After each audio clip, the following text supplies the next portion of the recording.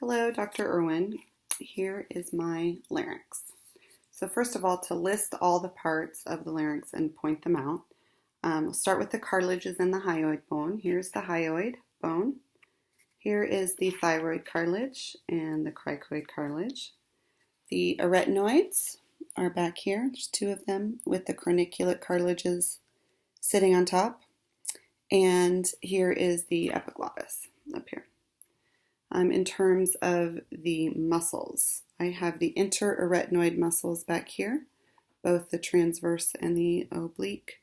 The lateral cricoarytenoid is here and here. The posterior cricoarytenoids are back here.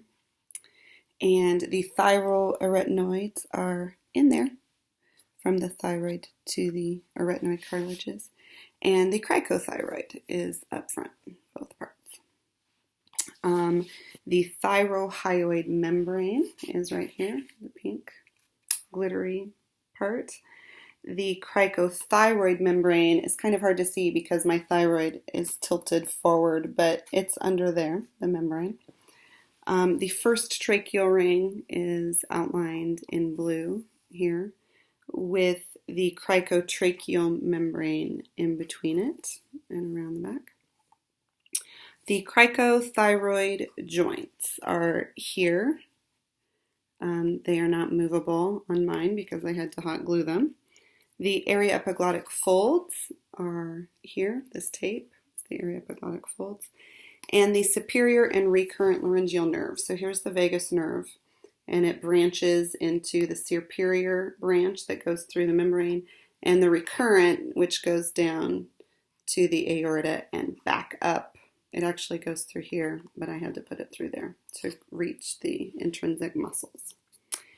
So the first point in terms of respiration and how it relates to voice production is that respiration is essential for voice production, and that the expiration of air is what drives vocal fold production. So when the extrinsic muscles and the elastic recoil forces decrease the volume of the thoracic cavity, that increases the air pressure, and that increased pressure blows the vocal folds apart. And so the muscles of exhalation and the elastic recoil forces and the diaphragm returning to its resting position decrease the volume of the cavity, which increases the pressure and helps to reach the phonatory threshold. So the necessary and sufficient conditions for phonation first are laryngeal adduction. So when the arytenoids are pulled together, the vocal folds are brought together at the midline, which causes medial compression and longitudinal tension. When those take place, then the subglottic pressure builds up, and that blows the vocal folds apart and allows for phonation. And the Bernoulli principle takes place then when the muscles are, or when the vocal folds are brought together. So the function of each intrinsic muscle, well, there are adductors, abductors, and tensors. The adductors are the lateral cricoarytenoids and the interarytenoids.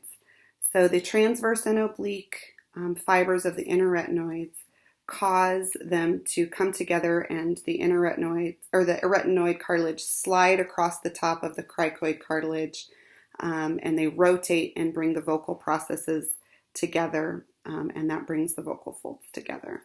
The lateral cricoarytenoids pulls on the muscle process on the outside, pulls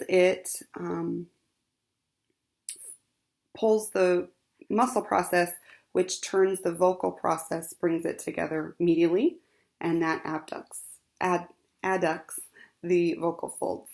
The abductor is the posterior cricoarytenoid, and it's the only muscle that opens the vocal folds, and it rotates the arytenoid cartilages laterally, and that abducts the vocal folds. The tensors are the pars recta and pars oblique of the cricothyroid up here.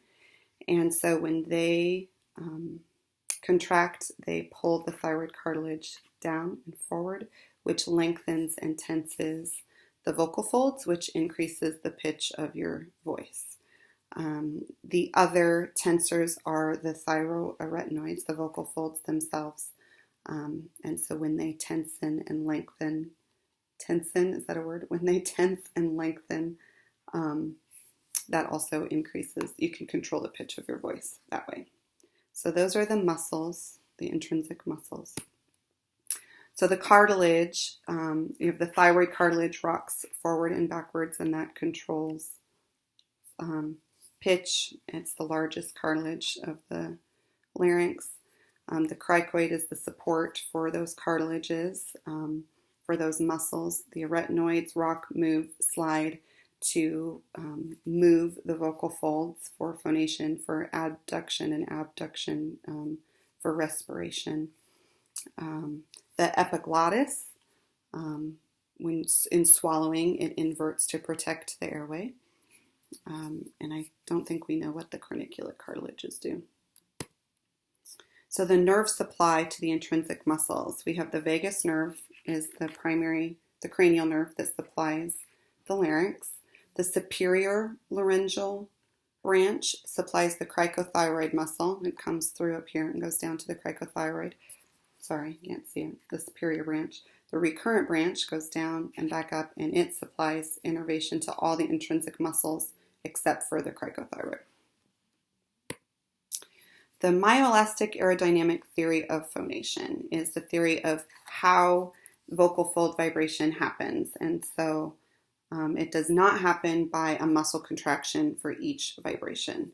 What happens is the subglottic pressure builds up, and when it builds up, it bursts open the myoelastic vocal folds, and which them opening and the air flowing through causes, because of the Bernoulli principle, a drop in pressure, which sucks them back closed, and then subglottic pressure builds up again, blows them open, and back and forth.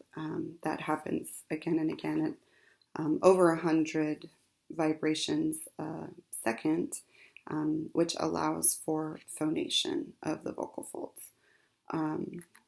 So the myoelastic aerodynamic theories, myoelastic is that the vocal folds are muscle and elastic and can vibrate, and then aerodynamic is with the Bernoulli principle, the air flowing through, sucking them closed, and then bursting open.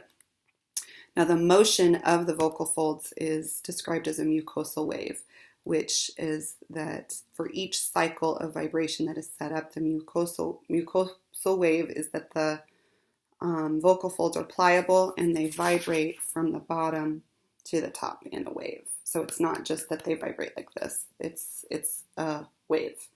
So in slow motion, we see that the wave goes from inferior to the top, like that. And I think that is everything. Have a good day.